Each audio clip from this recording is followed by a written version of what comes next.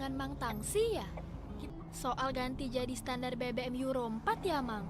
Menurut saya itu kabar baik loh, Mang. Tahun lalu Jakarta resmi jadi kota paling polutan se-Asia Tenggara loh. Tahu nggak sih kalau selama ini kualitas BBM kita itu standarnya masih Euro 2 loh. Dan ternyata banyak menyumbang ke polusi udara yang menyebabkan banyak penyakit ISPA atau saluran pernafasan. Iya sih, Neng. Tapi kan... Aduh. Wah, menepi Mang, kita ke rumah sakit.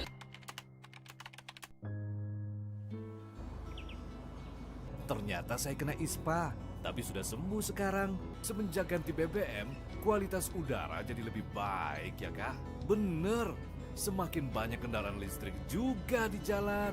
Syukurlah Mang Tangsi. Bersama kita bisa Tangkis polusi dengan peningkatan kualitas BBM.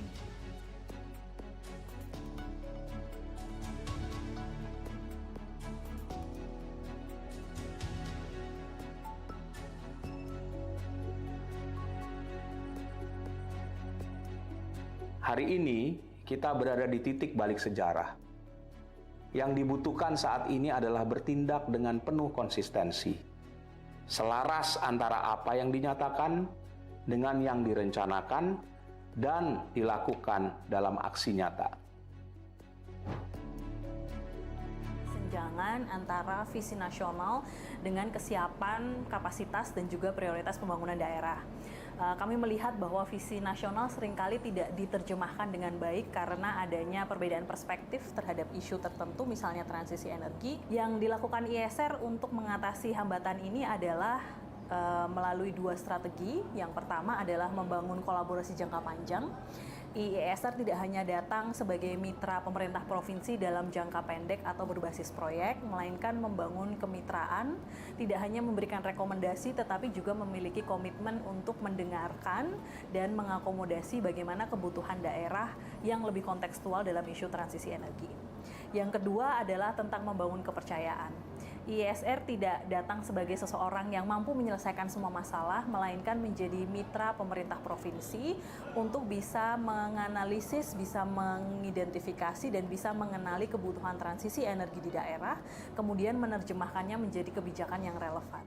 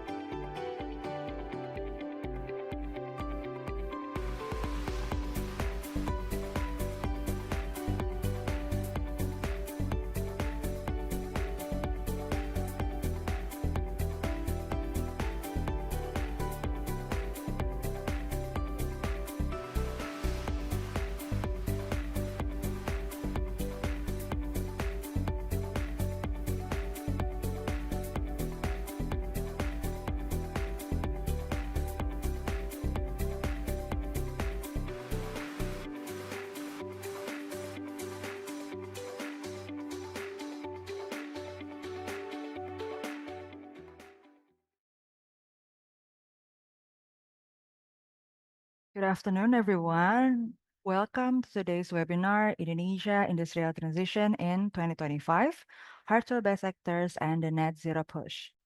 My name is Dena. I'm Industrial Decarbonization Program Officer at IESR, and I will be your Master of Ceremony for today's session. I would like to warmly welcome our distinguished speakers and panelists for joining us today, Mr. Nicholas Wagner from the World Economic Forum, Mr. Fabi Tumiwa, CEO of IESR, and Mrs. Sinta Kamdani, the Chairwoman of Indonesia Employer Association, or APindo. This webinar is grounded in the World Economic Forum's white paper on scaling the industrial transition. The key message is timely about many decarbonization solutions for hard-to-abate sectors are emerging or already available.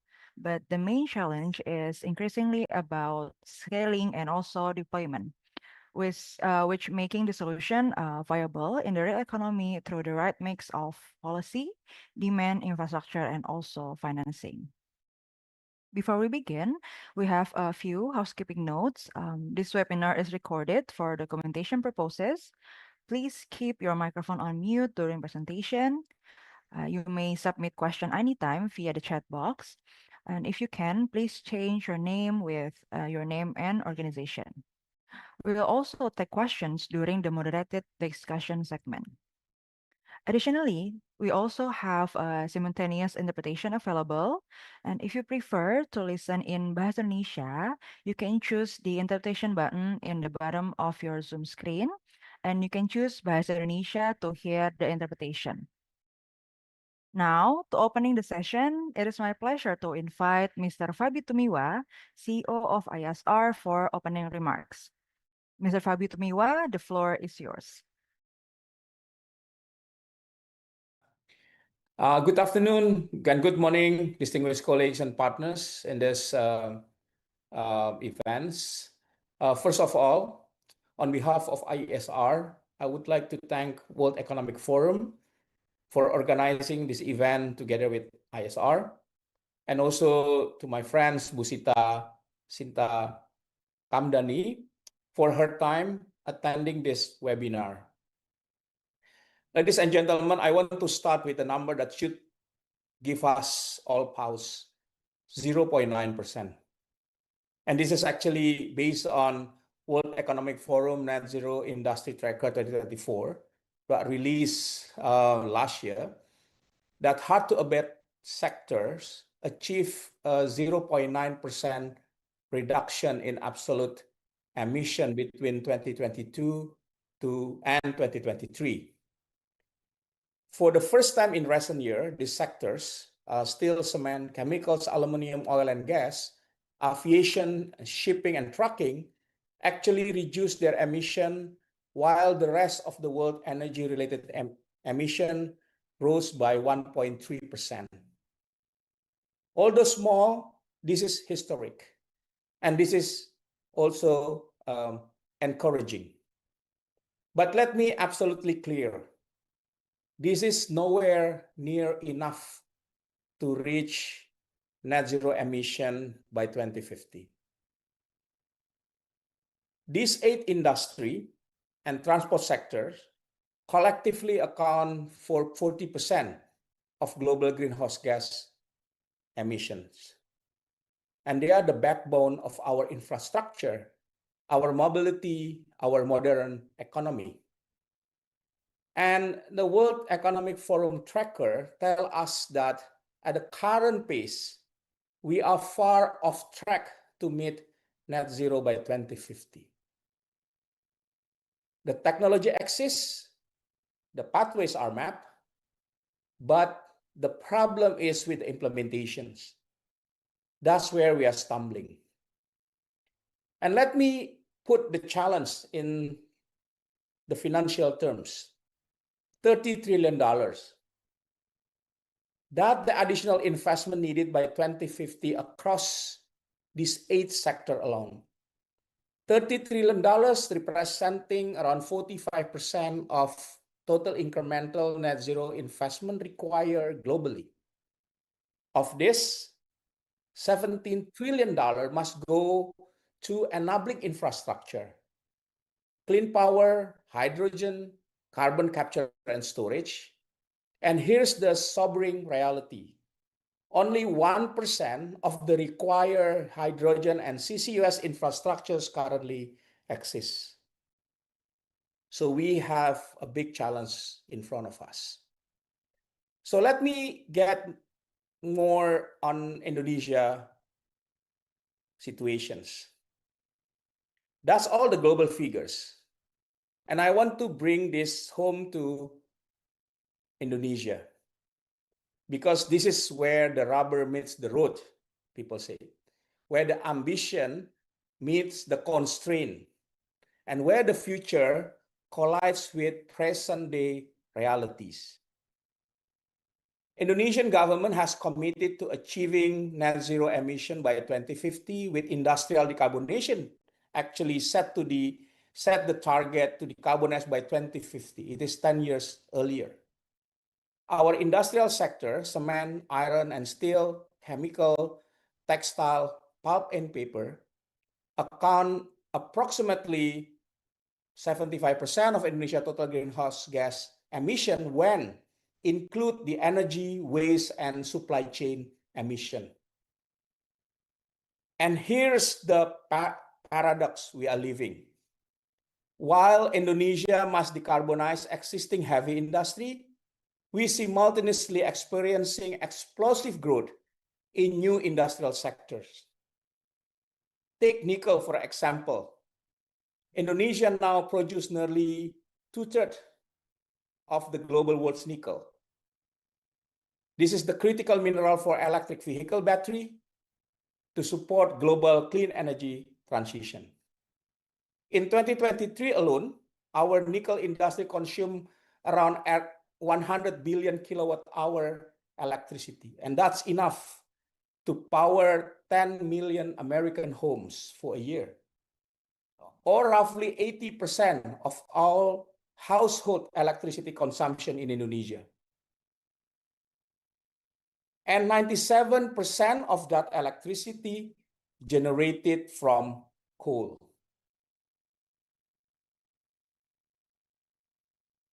Captive coal plants built by and for the nickel industries now exceeded closely like 15 gigawatt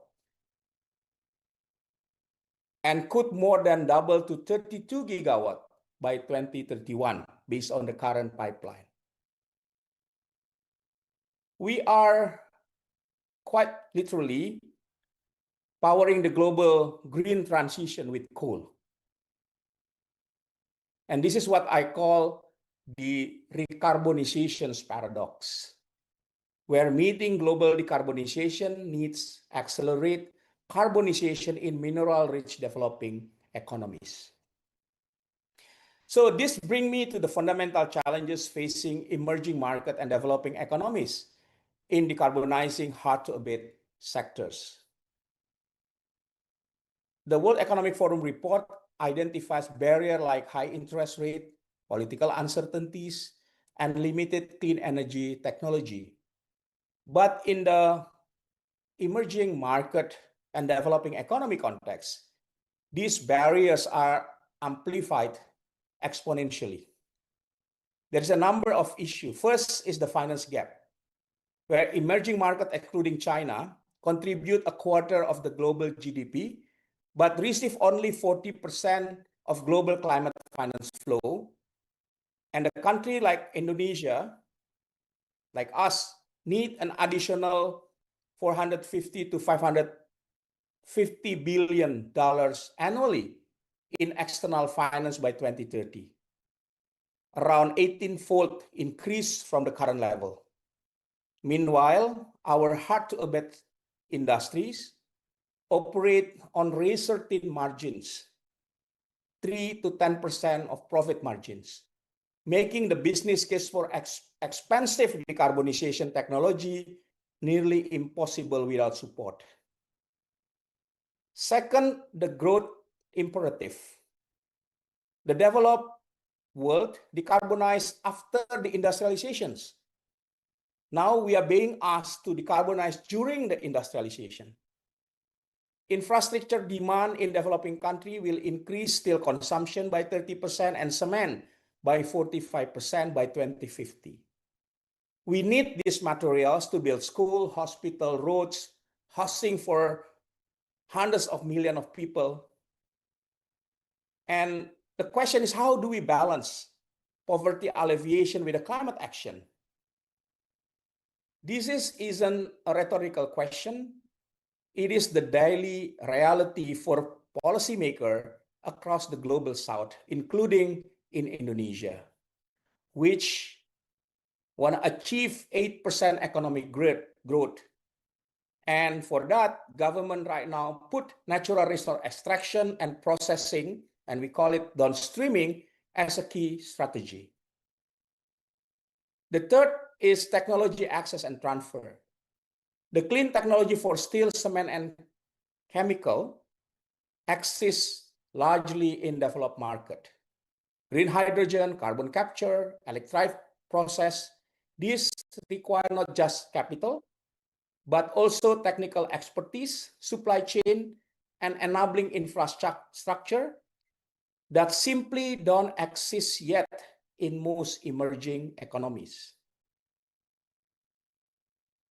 We have the company here called Vale, have a nickel operation in Sulawesi that achieved 29 tons of CO2 per ton nickel using hydropower, while the other Indonesian nickel smelter operators is 57 to 70 tons because they're using coal. The technology differential is real and it's consequential in terms of emissions. And fourth is policy and governance gap. Indonesia has released green industry standard for cement and other sectors, but the implementation remains weak. Our carbon tax is still pending. Our renewable energy regulation, it is improving, but not fast enough to match industrial expansion. The WEF report emphasized the need for clear carbon standard and transparency. But building a robust policy framework takes time. It needs a strong political will and capacity that are often in short supply. So that's all the challenge, but here's what gives us hope and why this conversation today matters. We are not starting from zero. IESR work with Lawrence Berkeley National Lab has demonstrated that achieving net zero emission in Indonesia industrial sector by 2050 is technically feasible. We can mitigate 160 million of CO2 from the reference scenario through a portfolio of solutions: energy efficiency, material substitution, fuel switching, renewable energy integration, and yes, carbon capture for the hardest to abate process. The question is no longer can we, but how fast can we? And critically, who will help us to get there? And that requires what the WEF report calls unprecedented collaboration.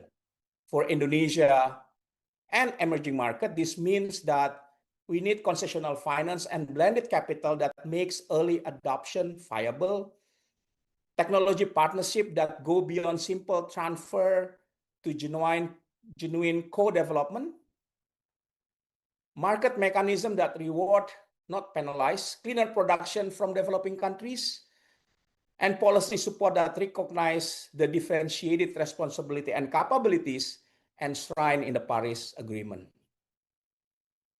I believe that the global clean energy transition will fail if it's success only in developed market. So as we discuss decarbonizing hard-to-abate sector today, I urge us to keep two truths in tension.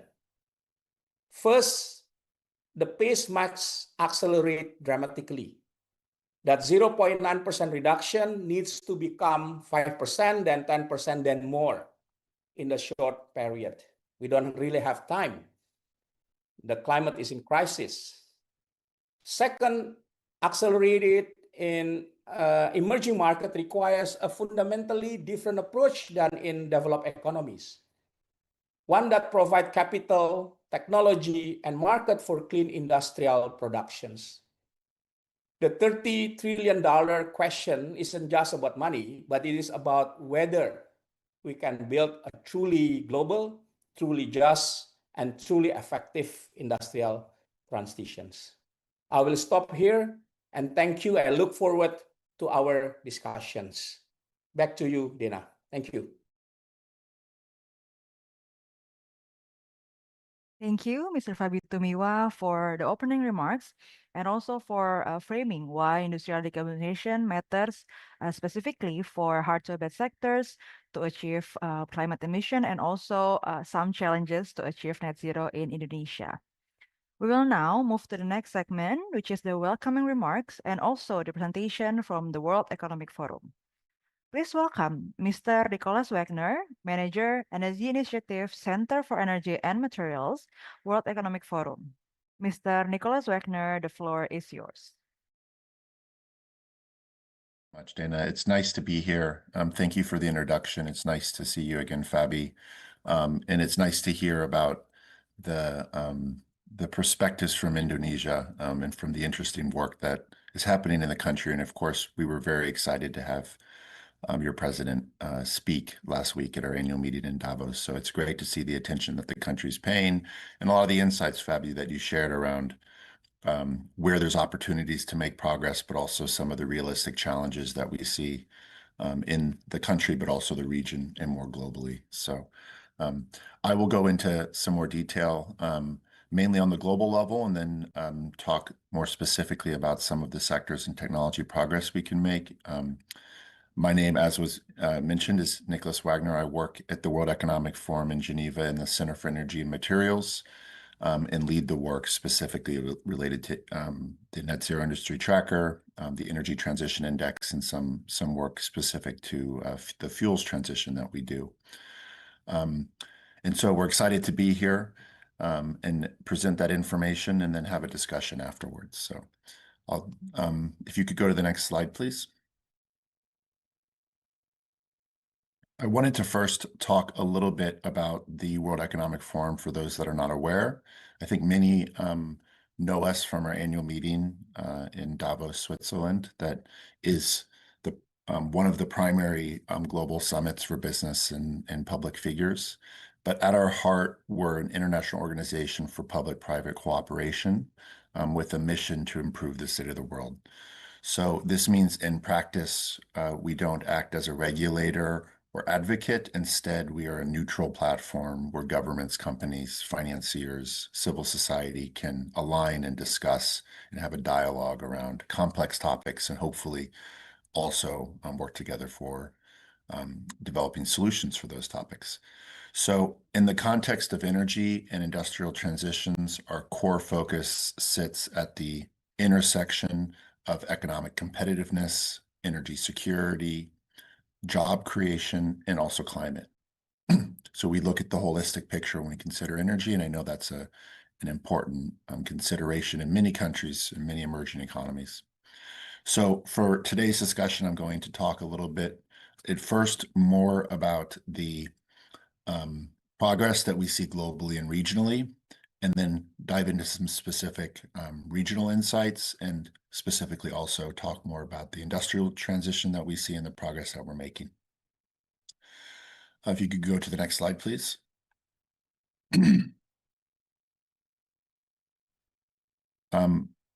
As I just mentioned, we view the energy topic from what we call the energy triangle or the energy trilemma. So we consider energy transition needing to fulfill both a secure energy system, a sustainable energy system, and an equitable energy system.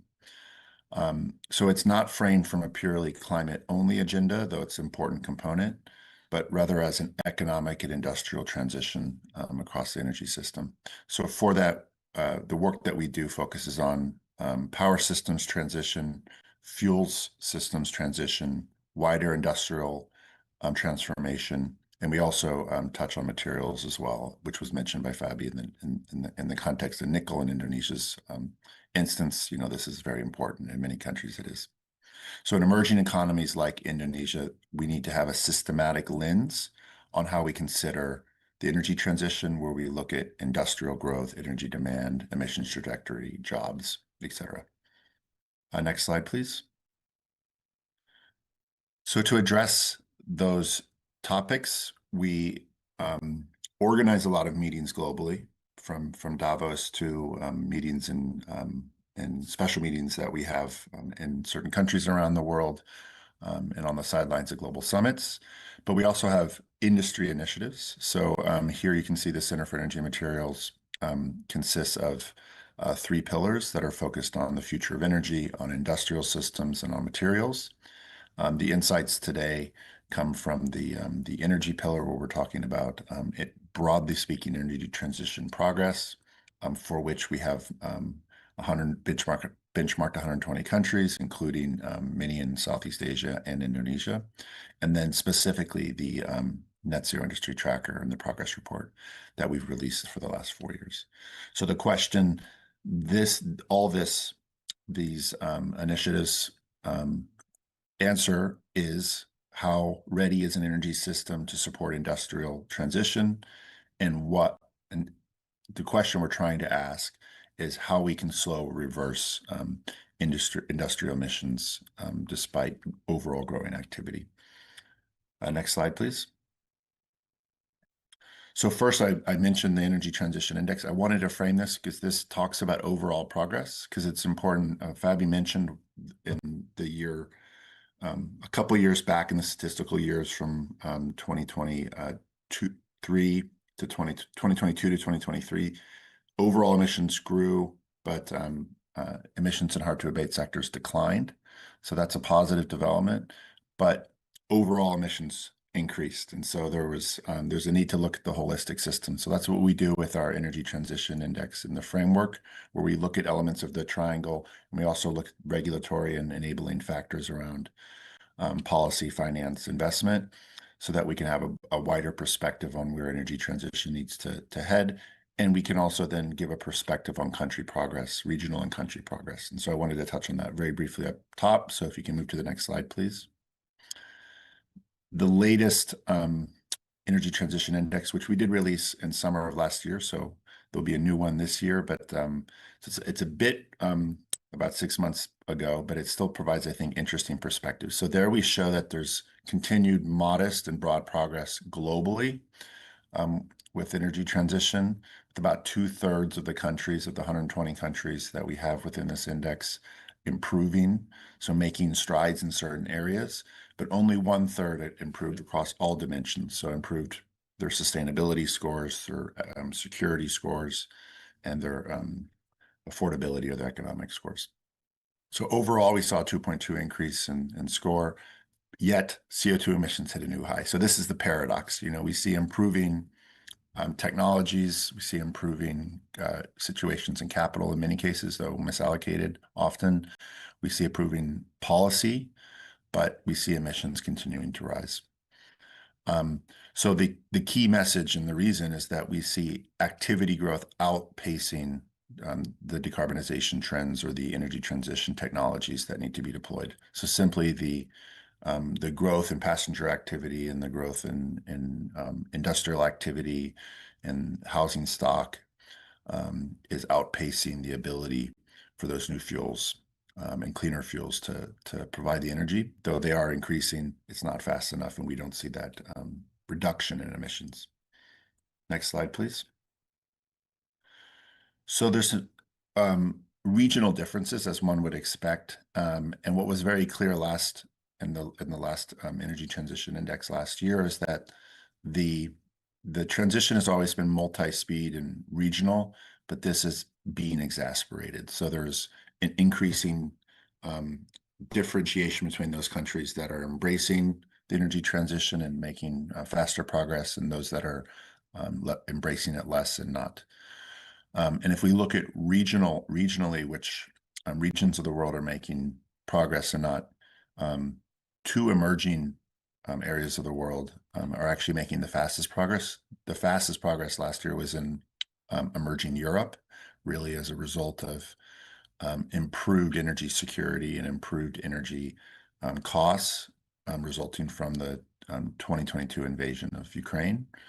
So this has resulted in a better energy environment in that region. But the second region that saw the fastest improvement is emerging Asia. So this is a broad group that also includes China, but includes all of Southeast Asia. And there we saw significant improvement, particularly in the area of readiness. So the policy environments and the ambition and some of the enabling environments that can embrace the transition. Next slide, please. So to talk a little bit more about that, you see the progression of country progress and transition within emerging Asia with some select economies. And you can see it stands out well. Actually, those that we've listed here in Southeast Asia stand out strongly for energy self-reliance, with limited exports and, broadly speaking, a diversified energy mix, though there's some complexities there, particularly in Indonesia, around coal use in the power sector. But there remains persistent issues with grid performance and reliability. And this matters because a lot of the transition trends that are needed rely on the electrification of certain types of processes, and you need an industrial decarbonization strategy needs a strong and robust energy system, in particular in the power sector. So Indonesia's challenge is not starting from zero. It's how to manage the transition and translate energy system readiness, so the ability of the region to embrace the rich resources and technology and people power that it has to increase transition and momentum. And despite starting from a lower level compared to some of those other countries, you can see Indonesia's made, there in the bottom in green, very strong progress in recent years. And so we hope this continues looking forward. So next slide, please. So now I wanted to go into some specifics from what was mentioned multiple times with by Fabi and the point of today's discussion. We want to talk about tracking industrial progress. So the Net Zero Industry Tracker is a analytical methodology and report and system that we started in 2022 and continued through December of last year, the latest release. And it tracks 8 hard-to-abate sectors that account for 40% of emissions.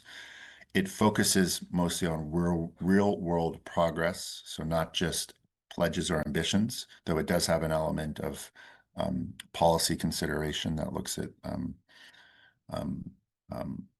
countries, or so to say, sectors' commitment to embracing the transition. But the real goal is to provide a fact-based framework for governments and companies to have a more productive conversation about slowing emissions growth, reducing emissions growth, and what are the types of technologies that can do that, and what are the roadblocks. Next slide, please. So the 8 sectors that are covered are the those that are probably familiar to most. So the heavy industry sectors, the so to say heavy, or the the fuel dependent transport sectors, aviation, maritime, shipping, and then we also include oil and gas, but only scope 1 and 2 emissions. So not the production of just the production and in the process of extracting oil and gas, but not the use of those fuels outside of the oil and gas industry. So together those account for 40% of emissions, and we look at their progress from 2 lenses. Specifically, we look at performance, that's the real world progress, and we look at the readiness, so the ability of those sectors to embrace the transition and enable at scale. So performance includes dimensions around activity, energy mix, emission intensity, and the readiness looks at, broadly speaking, categories that include policy, infrastructure availability, capital, technology maturity, and demand dynamics, because that's quite important. So when you look at these as a whole, and you consider that all of these need to align to see progress, this explains why some sectors are making more progress than others, but others lack near-term credible pathways to increase ambition. Next slide, please. So if we take 2025 in context, it was an interesting and dynamic year. And let me just increase this. We have to say that there was overall emissions are increasing. So global emissions hit a new time high last year across all sectors. And most sectors saw emissions rise, also in hard-to-abate sectors. while there were small declines in a few sectors such as steel and cement, but these were actually the result of lower industrial output. So it was mentioned that there was a 0.9% reduction in 2023 to 2024, and that's true. In 2024 to 2025, on net, there was a slight increase in hard-to-abate sector emissions, but it was actually, if you combine the 2 years, there was still a decrease, a slight decrease over both years, but that has some relevance to improved efficiency and lower energy intensity, but it also is a result of, 5 minutes, thank you. It's also a result of lower activity in certain markets. So technology maturity is progressing and scaling, but is held back by economics and system constraints. So the limiting factor is no longer, is less about technology. As we said in the report, 50% of the technologies needed to abate emissions exist and can be deployed. It's more about the enabling systems that can scale those technologies. And of course, last year there was complex geopolitical and supply chain disruptions and also questions about trade that didn't help to advance forward the sectors. Next slide, please.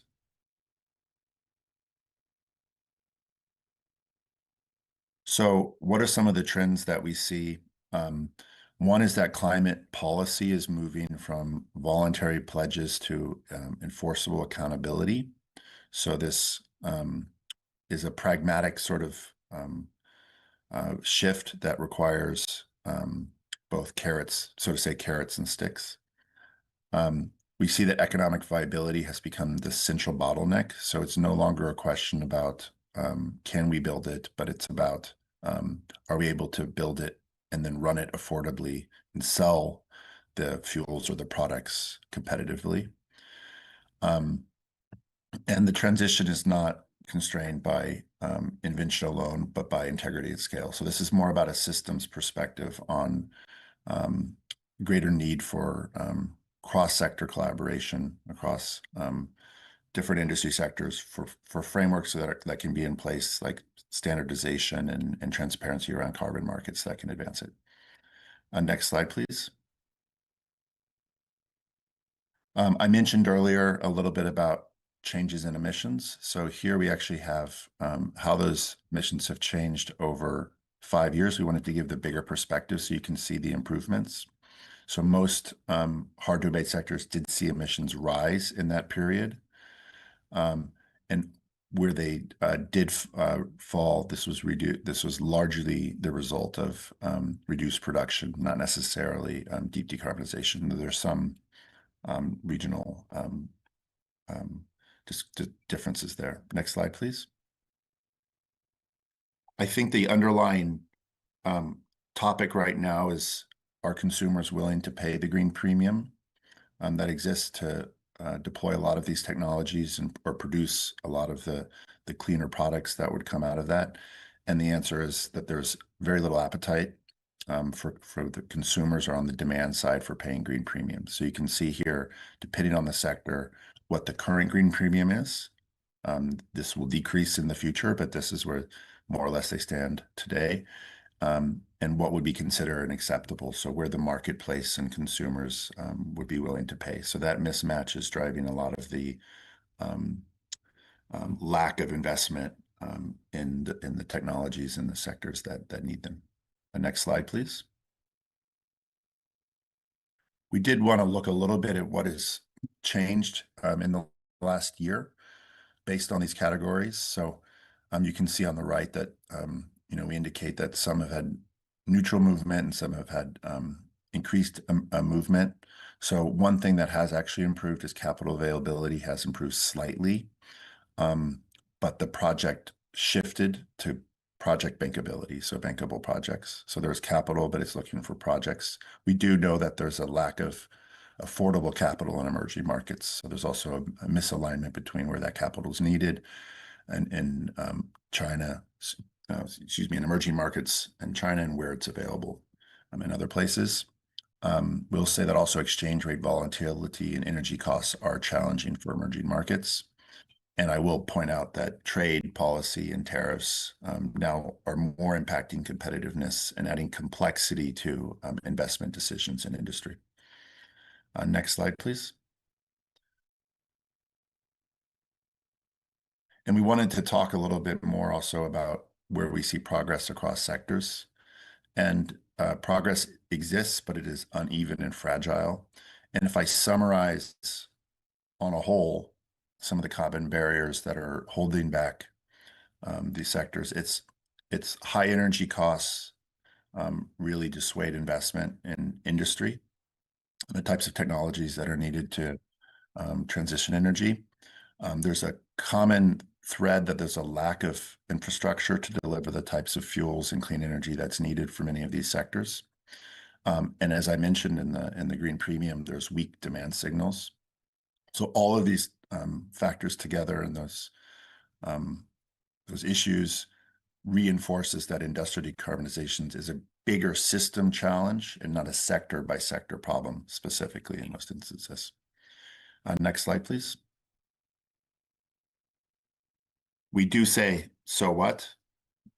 There are takeaways, and fora like ours, but also regional fora and ASEAN can help address these. We need greater standards-based demand so that there's transparency in the market. We need to build shared infrastructure to enable multi-use of fuels if demand materializes in one sector that needs the fuels. We need to lower the cost of capital. We need to prioritize at the moment market-ready solutions, so that also oftentimes means interoperability with existing infrastructure. And we need a balance between top-down direction, which is still needed, and bottom-up innovation and action. So country-based action or regional action versus global. And then I'll just go over two final slides and conclude. And I just wanted in the next slide to mention that we are also doing work in the ASEAN region. If you can move to the next slide, please. Through our industrial transition and industrial clusters work. Industrial clusters is an interesting approach where heavy industry clusters, ports, manufacturing, airports cluster together to share risk, pool infrastructure, and investment. And it's particularly relevant when we're looking at technologies that need to scale, such as hydrogen, CCS, wide scale and consistent clean power and digital systems. So clustering demand together helps turn decarbonization from isolated projects into bankable investment platforms. And final slide, if you can go to the next slide. In ASEAN, there are clusters in Indonesia, in Malaysia, Thailand. They're already engaging in the forum. And so there's an opportunity there from a clusters perspective, I think, to also move the needle in hard-to-abate sectors. And Indonesia's density and strong and growing economy makes it a great candidate for next generation cluster development and further work. So this initiative is keen on engagement. If any of those listening would like to engage, do let us know. So in closing, last slide, please. The industrial transition isn't just about ambition. It's now we're seeing it needs to be about execution. Some of the details I showed to you today, I hope provide some insights, but there's a lot more information and perspective there, both in the Energy Transition Index, but also Net Zero Tracker. We at the forum welcome continued collaboration, both with Indonesian stakeholders, but also, I see, but we're happy to work with those, and please get in touch if you'd like to know more or engage with us. So I look forward to the next speaker and the discussion later. Thank you for your time. Thank you, Mr. Nogales Wagner, for the presentation and also for highlighting both the framework and also the progress for industrial decarbonization and also the key constraint and opportunities to scaling the solution. Now we will move to the next session, which is the panelist response segment, where our panelists will reflect on the key findings and their implication for Indonesia. Moderating this segment is Dr. Juniko Nurpratama, Industrial Decarbonization Program Manager at IESR. Dr. Juniko Nurpratama, over to you.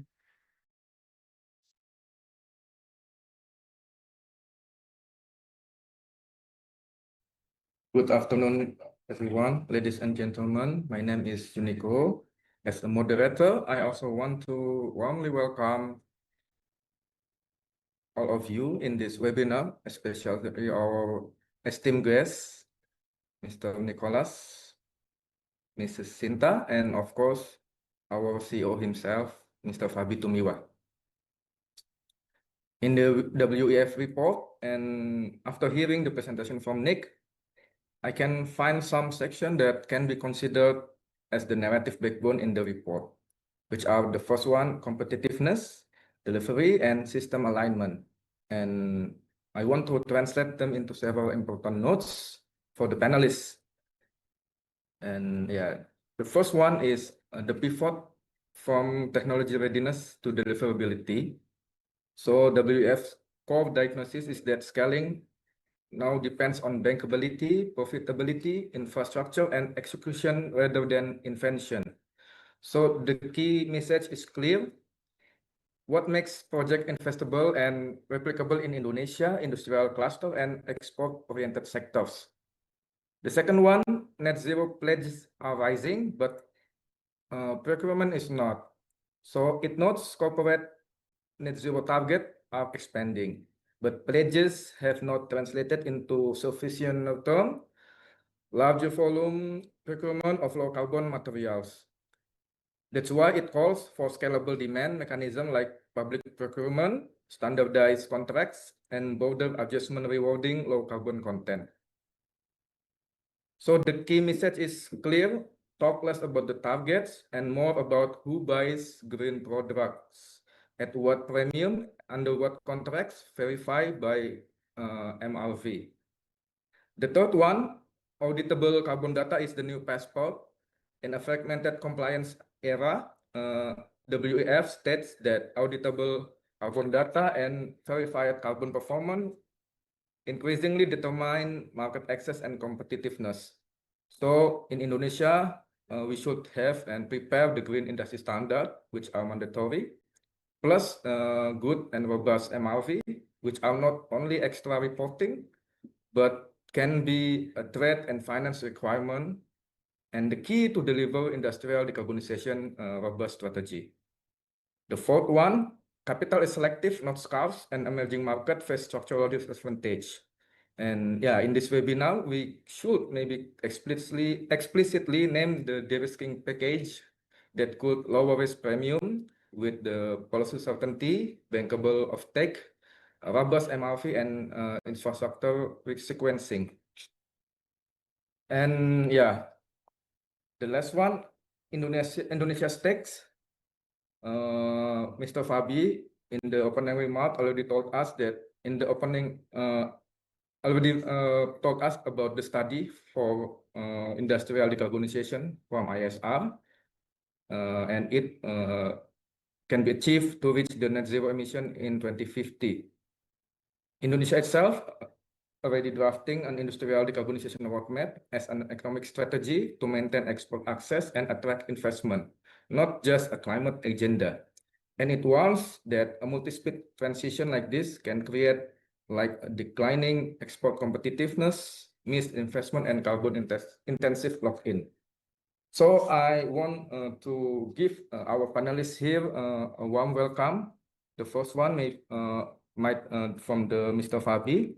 I hope you can give us about the perspective in the policy and strategic governance lens. And the second one, Bu Sinta, Miss Sinta, from Apindo, you can also give us a perspective from industry and market.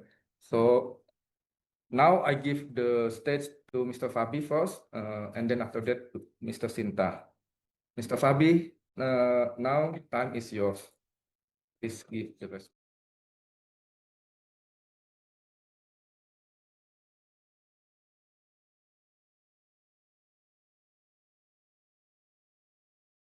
Thank you very much, Juniko, for the questions. And also, I'll try to provide my view on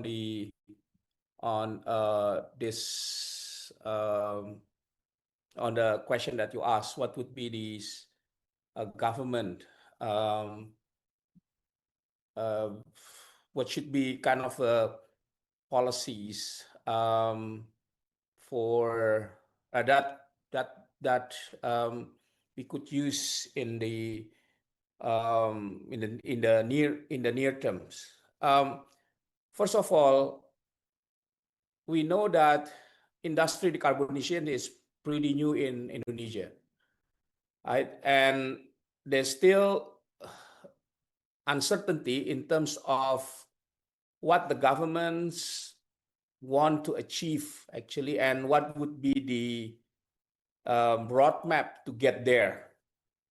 We know that same as other sectors, energy transition is a journey, but the end result needs to be planned ahead. If we want to reach net zero emission or we want to decarbonize our industry by 2050, so we have to make decisions now and plan ahead. We should look at different industries. What would be the opportunities and challenges? How the sector looks like, and I think the important for Indonesia, how to make that industry become more competitive, because we don't want that the decarbonization effort actually make our industry and its product no longer competitive in this global market. So I have a number of suggestions, I think, in terms of what we can do or the government could do in the next 12 to 24 months. First is that we have to establish a mandatory green industrial procurement framework and with a carbon-based incentive. And in this case, actually government can create demand pull mechanisms. For instance, I think that it could mandate all government infrastructure project. We talk about road, bridge, public buildings, to procure a certified low carbon steel and cement. This is one of two carbon intensive products. And we can have like phase target, for instance, 10% by the end of 2027 and increase to like 25% by the end of 2029, for instance.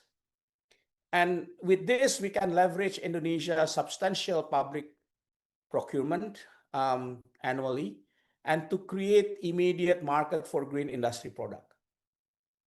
And definitely we can require state-owned enterprise also to prioritize this green procurement.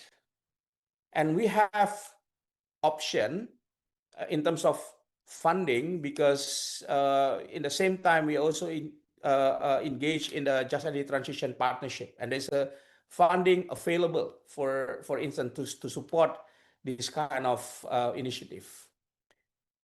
And we can also link this with the carbon pricing. It is a part of the new regulation that issued last year, also mentioned about, I mean, we want to develop this carbon pricing. So we can try to, using this, we can fast track the implementation of the long delay carbon tax with differentiated rates that reward early adopters in steel, cement, and chemicals. And we can create green premium offset mechanism where the government absorb maybe 50% of price differential for certified low carbon industrial product in the first 24 months. And we use the carbon tax revenue to finance green industrial transition fund. So this is the one areas that I think we can do.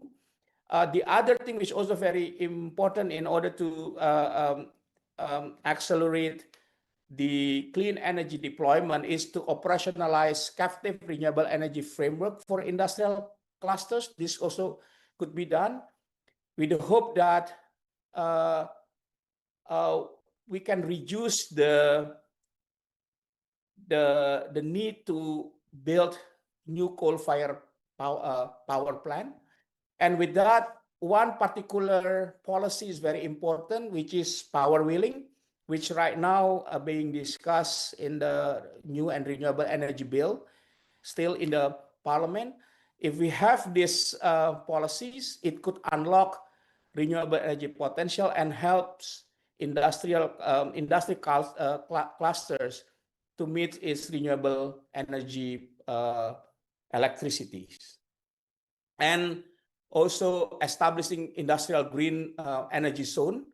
So we can, the government can actually choose this from the list of the new industrial zone.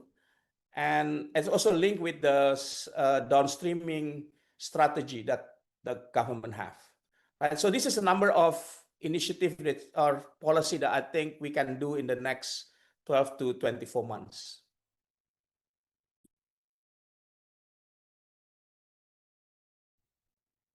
Thank you very much, Mr. Fabi, for the response and additional comments. Of course, this is very important. And next, because of the time is limited, I want to also welcome and give the time for Ms. Sinta. As I said before, the context is from the industry and market lens, so you can give us your comment. And right now, the time is yours, Ms. Sinta. I welcome you to the screen. Yes, thank you very much, Unico. And thank you for the opportunity of sharing our perspective on the WEF report.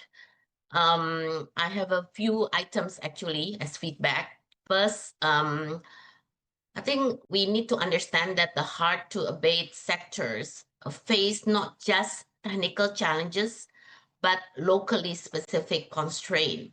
And I think the report highlights that this sector are entering into a new phase of transition where efficiency improvement and operational optimizations are key levers for near-term emissions reductions. So, for example, if we see on aviation, shipping, and trucking, this is what I want to comment. So, despite this global progress, I think diverse local conditions create really economic fragility in these hard-to-abate sectors, which really making the transition efforts much harder. So I want to give example in these three areas. So the aviation, I think we can see the expensive jet fuel, complex spare part import rules, and tariff regulations make the sector economically fragile and making transition even harder. The same with the shipping. I think limited ports and infrastructure, along with uncertain dwelling times and terminal charges, also constrain operations and slowing the transition. And trucking, specific trucking, I wanted to address. We in Indonesia, we have like zero odor policy, reducing truck capacity and increasing costs, making this also transition harder. So these cases really show that while efficiency remains a proven strategy globally, I think accelerating transition into these sectors also requires comprehensive regulatory and structural reforms tailored to local challenges. The second feedback, I wanted to address the core constraint, I think has shifted from technology availability to really more economic viability and execution. So the report said that the industrial transition in 2025 is no longer constrained by technology, but by bankability, financing costs, demand certainty, and execution capacity. Now, although technologies such as hydrogen, CCUS, and sustainable aviation fuel are technically proven, fewer than 10% of projects reach final investment decision due to what? Weak economic viability. So macroeconomics conditions further affect this feasibility. a 5% rise on interest rate can really increase the levelized costs of electricity of wind and wind and solar by about 30%, while fossil-based alternatives are less exposed. As a result, low-carbon projects compete directly with conventional investment, and capital continues really to favor legacy assets in the absence of cost competitiveness. So this finding actually of the WEF report are very much in line with Apindo Economic Roadmap Survey, which reveal that 21.49% of companies currently have a decarbonization or industry transition roadmap. So only 21%. We survey more than 2,000 companies. Only 21% have a decarbonization roadmap. This indicates that the challenge lies not on the awareness, but in the feasibility of translating its ambition into more actionable investment decision. Furthermore, 77.4% of companies have not yet undertaken industrial transition through the adoption of renewable energy. So this reinforces the report's conclusion that technical availability alone does not drive adoption to scale. Crucially, when companies were asked about the key consideration behind adopting or not adopting renewable energy, 66.8% said that the financing is really the primary constraint. And this really directly mirrors the report emphasis on bankability, cost of capital, and execution risk as the decision barrier to the industrial transition. And beyond financing, Apindo also survey execution-related constraints that further slower the progress, which is limited knowledge and technical capacity, 39%, human resources, quality and skill, regulatory complexity and uncertainty. So this is all, I think, aligned to where we stand. The very limited share of low-carbon projects reaching final investment decision, combined with the high sensitivity of renewable investment to interest rate movement, illustrate that the low-carbon projects currently compete as unequal economic terms with legacy assets. So without targeted de-risking investment to address, all these instruments to address the financing and macroeconomic volatility, capital will operationally continue to favor more conventional projects, not due to lack of commitment from industry, but due to fundamental bankability constraint. And another aspect that I want to address is the capital is available globally, but its distribution is really misaligned with the future industrial demand. So the WEF report said that clean energy investment reached approximately $2.2 trillion in 2025, nearby double fossil investment. But if you see, the growth has slowed and capital has become increasingly selective and concentrated. So the report shows that around 90% of clean investment since 2021 has flowed to the advanced economies and China, while more than 80% of future industrial demand growth will actually occur in the emerging market. So higher financing costs, up to 7 times higher in emerging economies, severely undermine this competitiveness of low-carbon industrial projects, regardless the technical readiness. And this report also argued that scaling the transition requires expanding the investable base through blended finance, carbon contracts for difference and risk-sharing instruments. particularly to avoid the emerging economies structurally behind. So I think this clearly reflected Indonesia's current experience into the renewable energy mix in 2025, which stands at about 15.75%, below the original 23% target, and remains short even of the revised national target of 17.19% under we call the draft national energy policy. So while the renewable energy investment in Indonesia showed a positive rebound in 2025, reaching almost $2.4 billion after several years of low and fluctuating realization, this progress must be seen in context that investment level declined after peaking in 2017 and stagnated between 2020 and 2024. Against the global projection in renewable energy investment, Indonesia's share represents only around 0.11%, underscoring the scale of the capital allocation gap. So this dynamic reinforced the report core message that availability of global capital alone is insufficient. So expanding the investable base means ensuring that the risk-sharing instrument, such as those blended finance structure and long-term offtake guarantees, effectively lower project-level risk and financing costs so that the industry transition is accessible to a more broader base of companies, not concentrated only among a few big players. And maybe the final note that I want to mention is the other systematic constraint that is highlighted in the report, such as the fragmented global climate policy, weak and fragmented low carbon demand.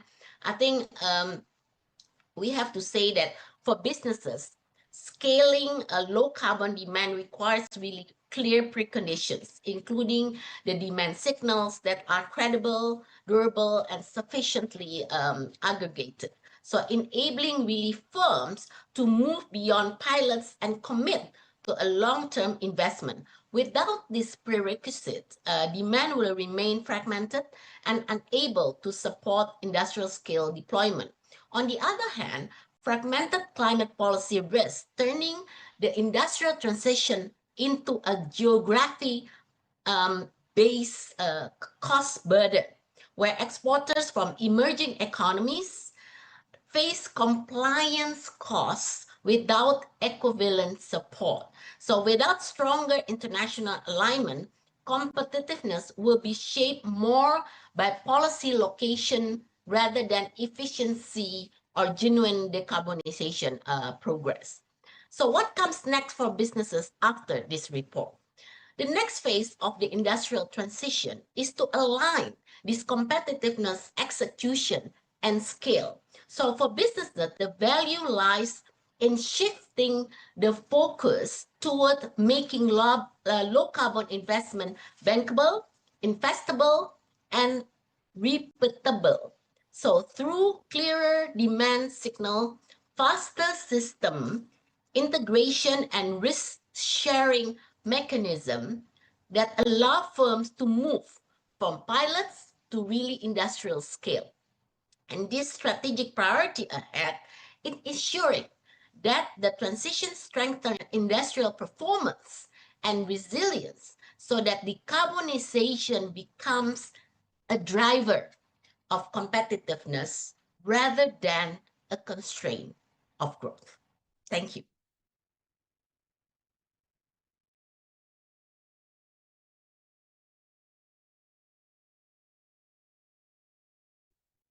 Thank you very much, Bu Sinta, for your response. There are so many things that I write down, but I will make it short. So we need more implementation availability, of course, most of bankability and other thing that needs to be cleared and fastened up to make the industrial decarbonization project much more implementable.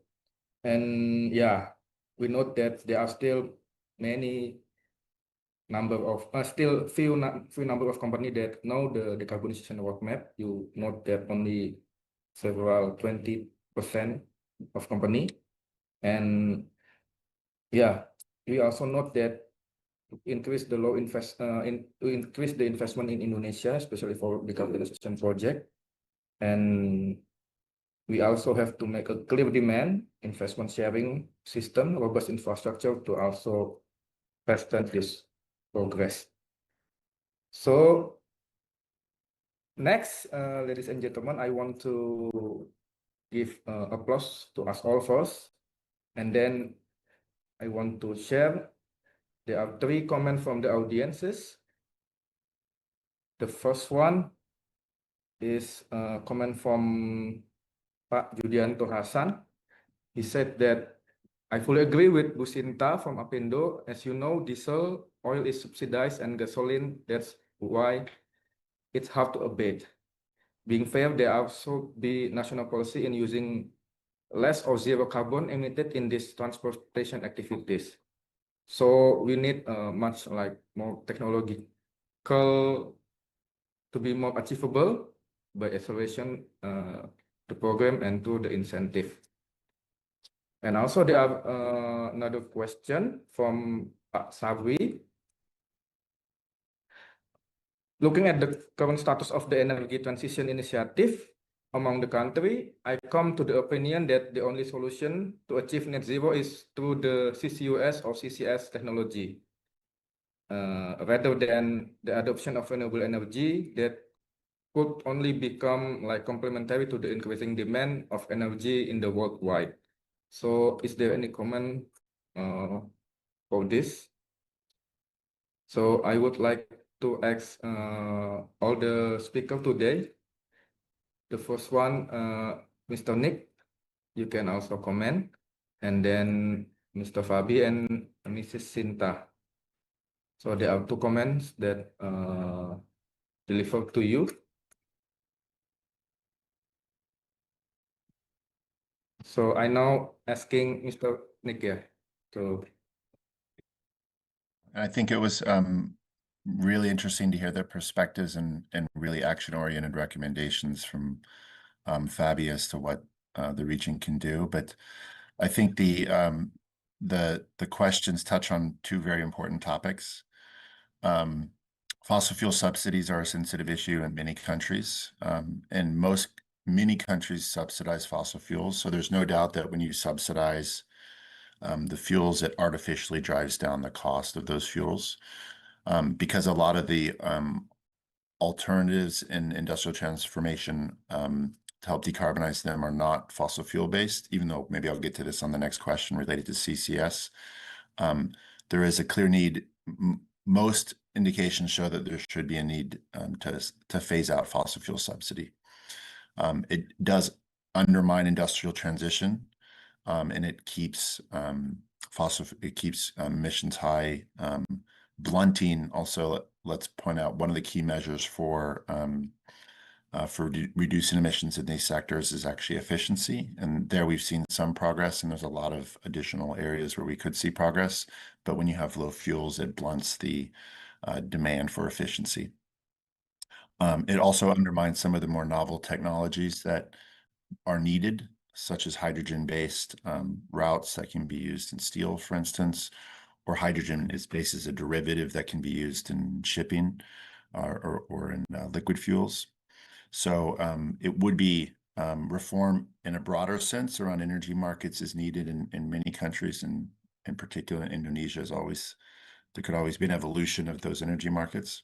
And I think gradual targeted reform is probably the best approach to phasing down or phasing out fossil fuel subsidies where possible. And oftentimes subsidies shift. They don't necessarily go away. They can be shifted into the types of fuels, technologies, and measures that can supplement both local economic interests, but also cleaner fuel routes. So this would be shifting subsidies into cleaner power and grids, of which Indonesia has a lot of potential, into lower carbon fuels, such as hydrogen and sustainable aviation fuel. And I mentioned that there's also infrastructure investments that are needed. And if viewed from a clusters perspective, it's oftentimes good to invest in multi-use, multi-fuel infrastructure systems that are flexible based on evolving future demand. So that's one area where investments and subsidies could direct themselves to. It's important to note that also removal subsidies does oftentimes have implications on energy consumer costs. So sometimes there needs to be consideration of how that might negatively affect certain populations within the country. So that's also part of the challenge oftentimes in reducing that.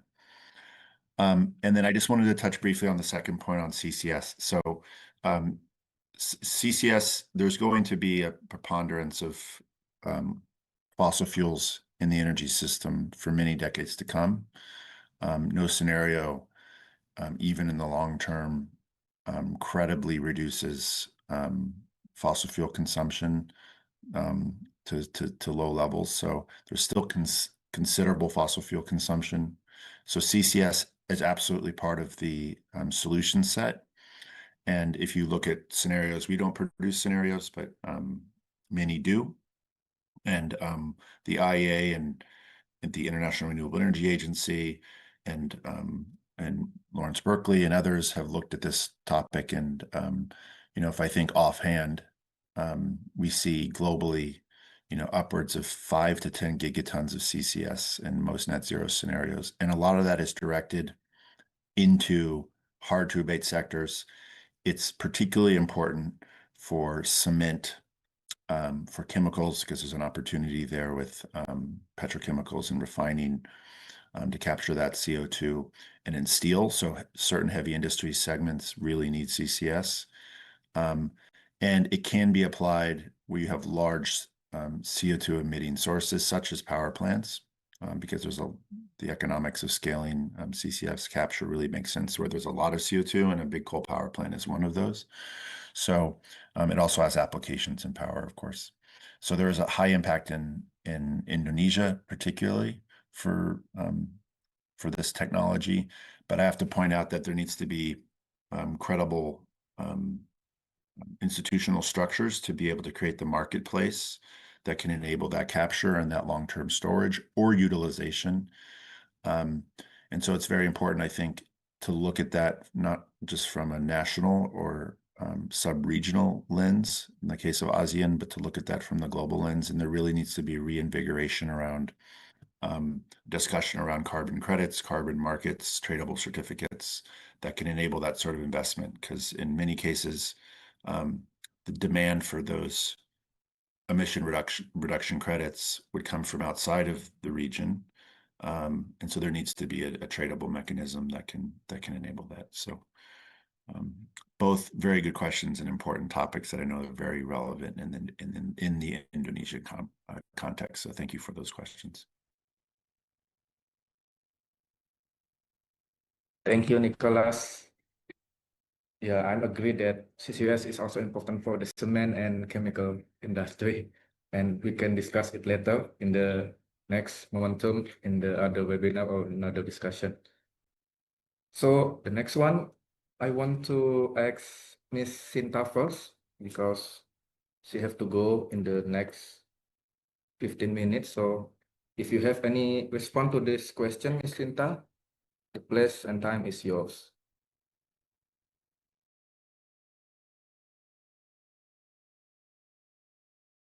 I think more comment addressing, I think, the first comments on subsidized fossil fuel. I think this is always an area that I always said, it's very much difficult for Indonesia to implement renewable energy with subsidized fossil fuel. But I wanted to perhaps address the second comment specifically on CCUS.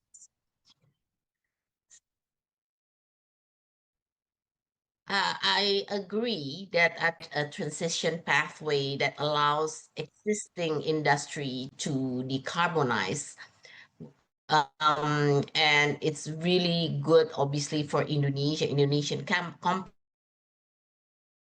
context. Some of the issues with CCUS, I think the biggest challenge is cost. I mean, CCUS is still very expensive, especially on the capture phase. So without strong carbon pricing and tax incentive, or even international financing, most projects will not be commercially attractive. And this means government support and clear long-term policy agenda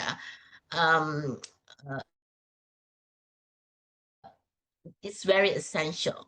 And infrastructure is also another major issue. Indonesia does not yet have CO2 transport network, like pipelines, hub, storage system. So building this in an archipelago country will be complex and capital intensive. So it really requires careful planning and strong coordination between government and industry. There's also a risk of over-reliance on CCUS.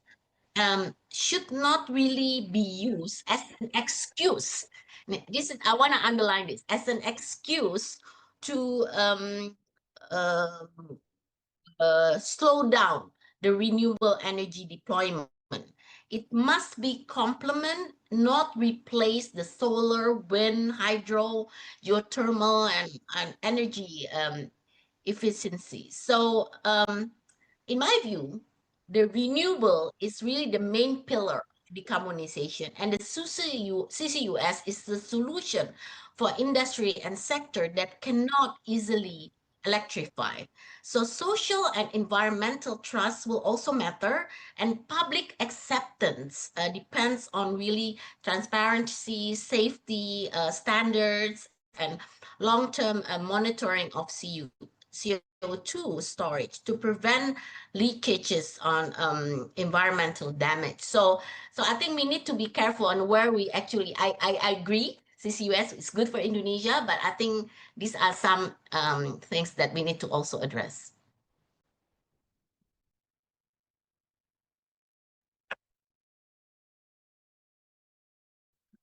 Thank you, Ms. Sinta, Bu Sinta, for your response. Actually, there are many other questions, but I'm sorry. Maybe we could not answer all of the questions, but we will write this down and later give the comment in another webinar. The next is the response and the answer from Mr. Fabi. For the question is same as before. The place and time is yours, Mr. Fabi. Thank you. Judiko, sorry, there's a couple of questions here. Which one you want me to respond? There's a specific question from Pak Bawa to me on the shipping cost. Should I address that question? Not yet, Mr. Fabi, but if you want to answer that one, it's also a good one because not yet commented yet.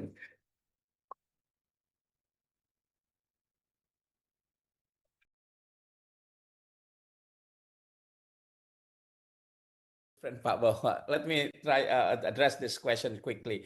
Well, first of all, Pak Bawa, I think we don't have to. I mean, first of all, we have to start. We have to start somewhere, right? And I think this is the problem not only in the I think shipping sectors, but in many industries in Indonesia, the barriers are very high, and I think all companies would like when they make investment, they want to reach the minimum profit, and that's actually make this make the intervention viable, right? So I would like to maybe instead of worrying regarding attract more, what we can start with what we have right now. So I think if the problem is the emissions, then we have to tackle this. I would like to suggest that we start with the cheapest ton of CO2, which is, I think, in the shipping and other sectors, it's related to the efficiency and operations. And this is the lowest cost, fastest win, where the shipping companies like, because it can cut fuel bills immediately. So what we have to do, and I think this is something that the government could also push by doing mandatory energy efficiency standard for domestic fleets. And this is aligned with IMO, but also need to be adapted to Indonesian vessels. Yeah, we don't really have right now mandatory energy efficiency standard for domestic fleets, right? We also can increase the digital voyage optimizations in terms of speed optimization, weather routing, port congestion management. This is something that also can be done. And hull and propeller retrofit, I think, in terms of, well, simple, advanced coding, propeller bows, cap fins, and others. So this is all of this. If it's done, I think number of studies show that it could lead to 5 to 15% of fuel saving, and its direct profit increase. And if we look at this measure, what I understand from a number of studies, that capex is modest and payback period is quite short. So we can look at this strategy. Second, we can push for transition fuels, but not green fuel first. We know that green ammonia or hydrogen right now is still expensive. So jump into these two fuels will explode costs, and it scare operators away. So instead of just jumping there, Indonesia should sequence fuels. What is available today is the options actually using LNG and biofuel blends, as we can call it, bridge fuels.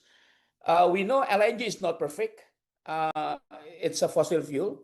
But in case of shipping, it can cut maybe 20-25% of the CO2 and drastically reduce air pollution. So, and there's a number of fleet that right now have the LNG power.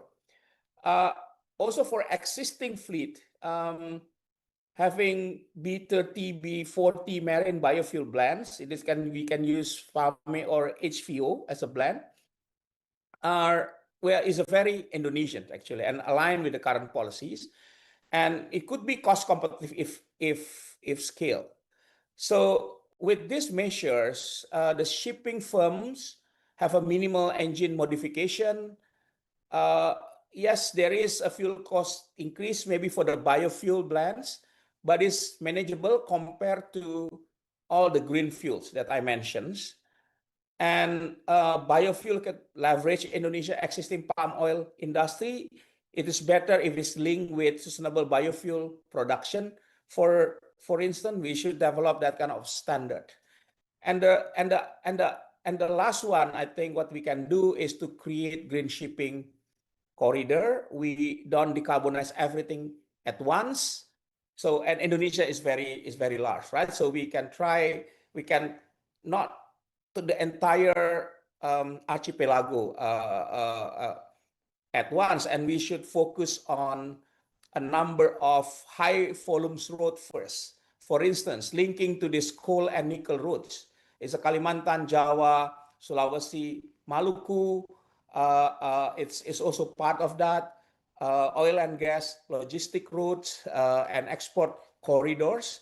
So we can choose these corridors by encourage them to become a green shipping corridors. I think there's a number of measures that we can actually try to promote, and once we can achieve the routine, I think, and it's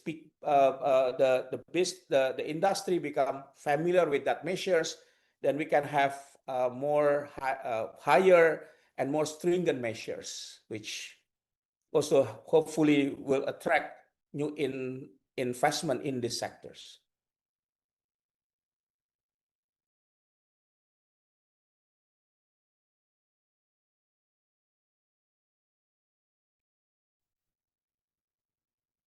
Thank you for all the speakers, Mr. Nicholas Wegel, Mr. Fabi Tumiwa, and Mr. Inta Kamdani, and all the participants for the engaging discussion and thoughtful questions. I believe not all of the questions are answered, but we do our best to cover all of the aspects in this webinar. And on behalf of IESR and the World Economic Forum, thank you for joining us today. Please fill out the feedback form that will be shown on your Zoom screen.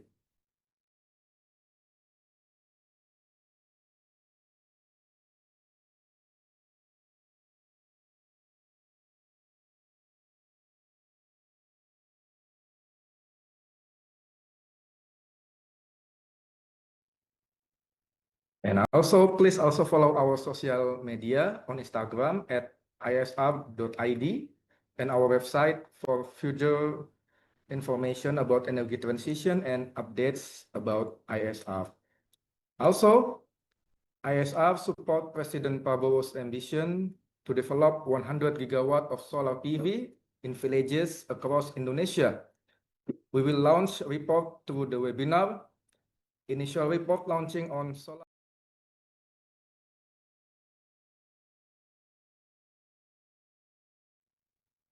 Delivering 100 gigawatt solar PV and 320 gigawatt hour BESS program in Indonesia. We will hold this webinar on the February 6th, 2026 at 1:30 p.m. So you can register on there will be some link below. Have a good afternoon and see you again in the next webinar, everyone.